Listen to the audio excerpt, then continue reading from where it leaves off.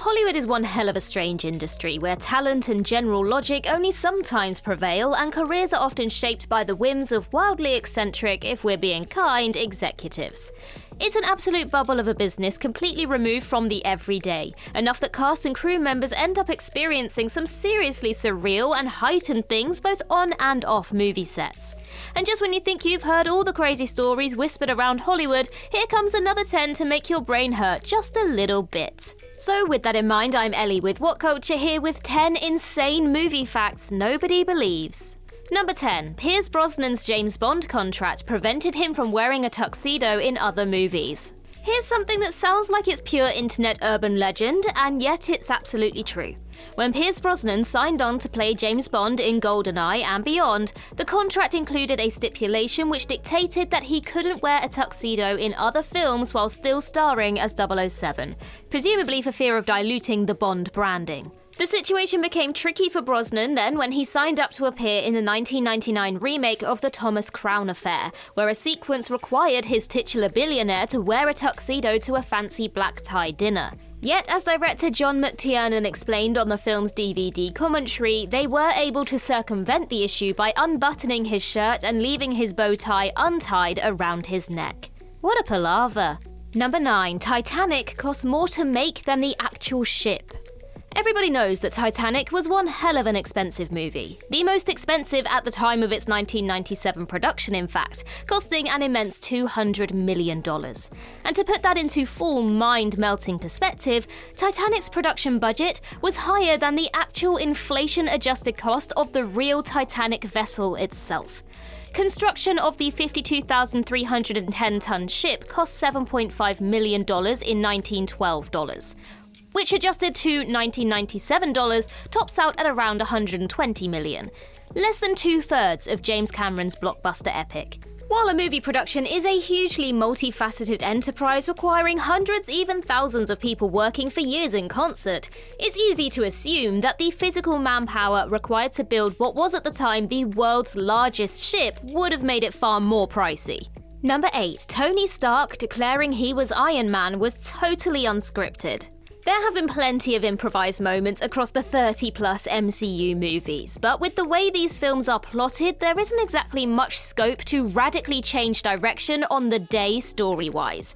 The same cannot be said for the original Iron Man movie, however, whose entire ending changed on the fly thanks to an improvised moment from Robert Downey Jr.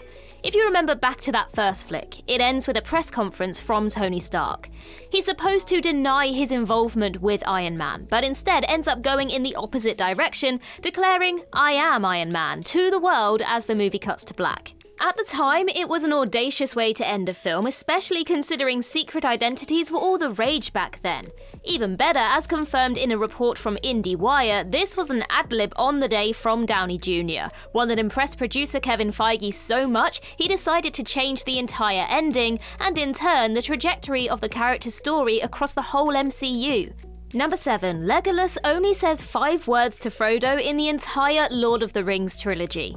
Get ready to have your mind blown. Across the Lord of the Rings trilogy, both in the theatrical and extended editions, Legolas only says a single 5-word sentence to Frodo. Despite being 2 of the series' most iconic characters, sharing a fair amount of time in proximity and conversing numerous times in the books, Legolas's only spoken interaction with Frodo occurs during the Fellowship of the Ring when he agrees to accompany the Hobbit on his journey by saying, "And you have my bow." The fact that this is all they say to one another over almost 12 hours of film content is absolutely flabbergasting, enough that fans couldn't be blamed for flat out assuming it must be wrong.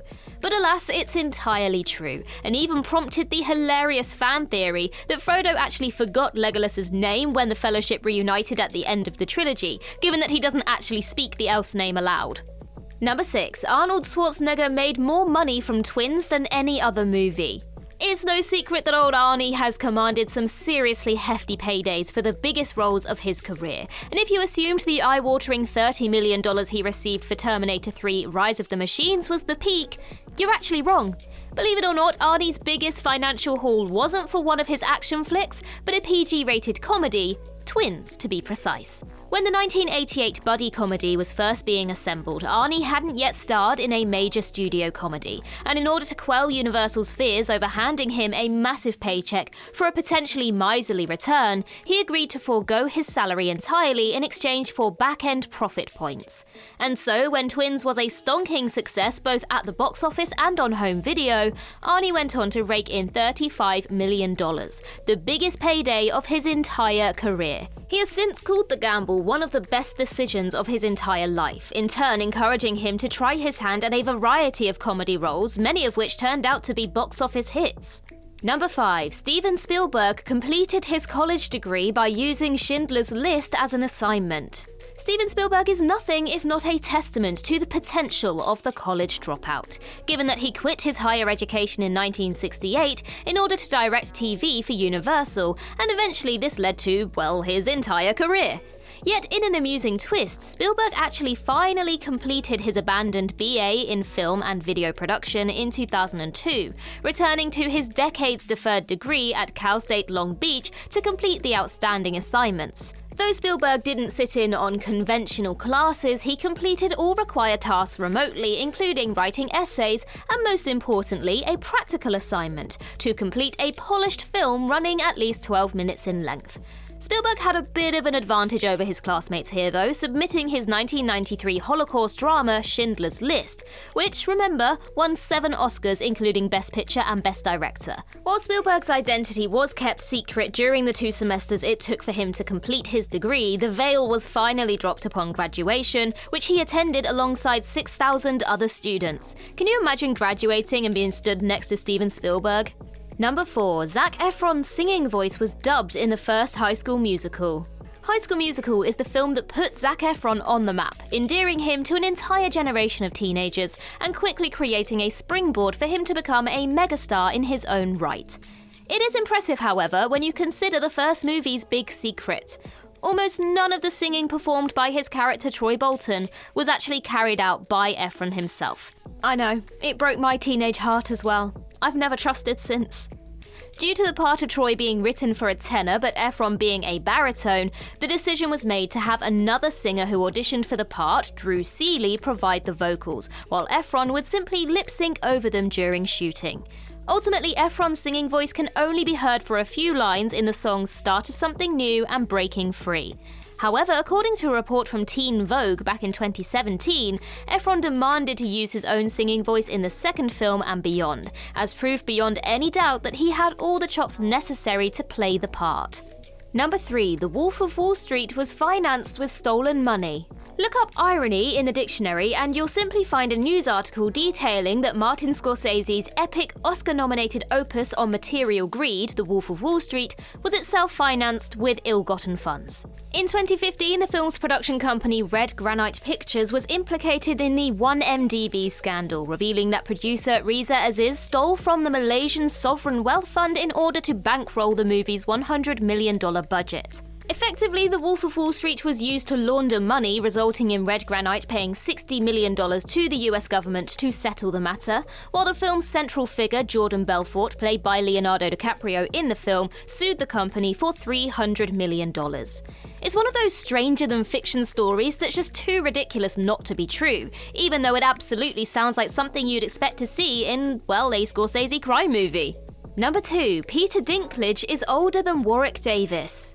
Shockingly, Game of Thrones star Peter Dinklage is actually older than Star Wars vet Warwick Davis, with Dinklage having been born in June 1969, while Davis didn't enter the world until February 1970, 8 months later. While that's not a large chasm of time at all, it's still a bit of a brain-breaking statistic given how far apart in age the two actors appear to be. Now, this isn't at all to say that Davis looks old for his age, because he doesn't, but simply that he's been working from such a young age compared to Dinklage, who didn't achieve mainstream fame until scarcely a decade ago.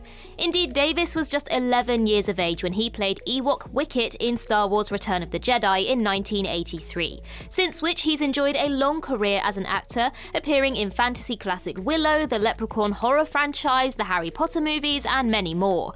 Dinklage's career, however, didn't take off until 2003, when at the age of 33, he appeared in acclaimed indie drama The Station Agent and holiday comedy Elf, and almost another decade followed before he became a pop culture icon as Tyrion Lannister in Game of Thrones. And so, with that in mind, it's easy to see why Davis seems so much older than Dinklage. He's been on our screens in huge IP for 4 decades, while Dinklage has pulled literally half that. Number 1. Ryan Gosling was cast in The Notebook for being not handsome. It seems incredibly obvious that Ryan Gosling was cast in the tear-jerking romantic drama The Notebook because he was a damn handsome dude who would ensure the film caught the attention of teenage girls the world over, right? Except according to Gosling himself, that's basically the exact opposite of what happened. In a 2011 interview with magazine Company, Gosling revealed that the director offered him the starring role with a most unexpected explanation. Apparently, he said, "I want you to play this role because you're not like the other young actors out there in Hollywood. You're not handsome, you're not cool, you're just a regular guy who looks a bit nuts." Sorry, what? Ryan Gosling? Not handsome? Does not compute.